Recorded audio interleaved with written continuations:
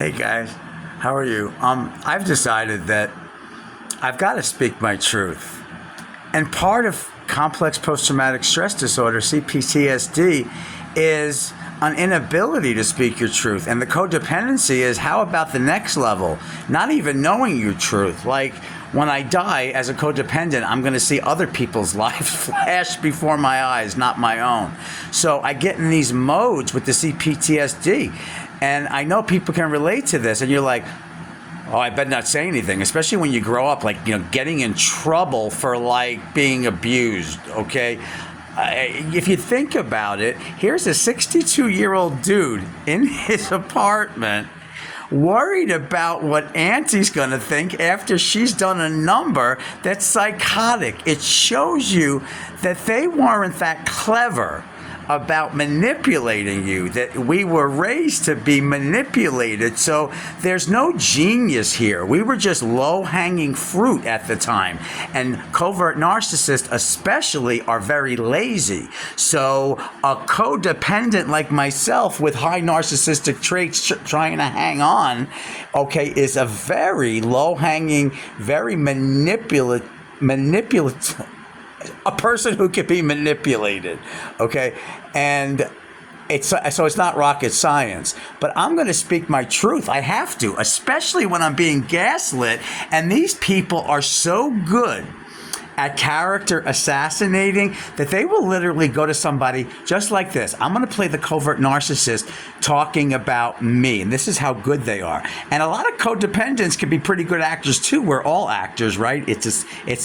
Life is a stage. Didn't Shakespeare say that? But these people use their acting abilities they developed in childhood for very venomous, insidious, lying type things. So they can get power. Power is the name of the game with these people, and the more people they could have against you, the better, right? So this is what it is. If somebody, because I had a drug problem, and I have said on my text, I want to do something to myself. It isn't the greatest thing, and sometimes I did it just to get people away from me, but it's not a smart thing to think, say, or write. So, and I had a drug problem. Imagine that, complex post-traumatic stress disorder. But I haven't been on those substances in like 18 years. But this is what it would be like. Oh no, Anthony. Oh, Anthony is really, no, he's really, no, he's a nice guy, but I don't know if I should say this. I feel bad for him. Should I? No, I'm not going to say it. No. All right, really, but please don't say anything. But he is still on drugs. I mean, God, I hate to say this. It's just, I mean, this is my nephew, and I love him. I love him, but yeah, right. Yeah, and that's why he did that. Yeah, right. Because everybody thinks he's so. Oh no, that's why he did that. Right? Because you got it. You got it. And a lot of those drug addicts, they could really be nasty and write mean texts and want to do things to themselves. And I can't take it. I love him. I'm gonna keep trying. Okay. I really love them. I do. Serious.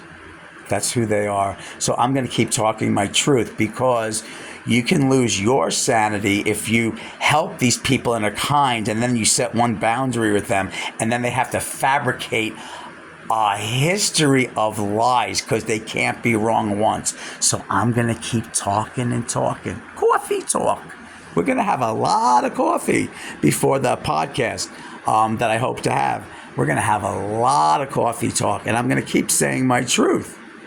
Okay, I'm going to keep saying it. And if you have CPTSD and you were raised to be an imposter to your own self, look up imposter syndrome too. If you're just coming onto this and you realize you have complex post-traumatic stress disorder and you've been surrounded by a den of these wolves, look that up. And happy Thanksgiving. God bless. And I'm going to keep talking and talking and talking. Take care. Happy Thanksgiving.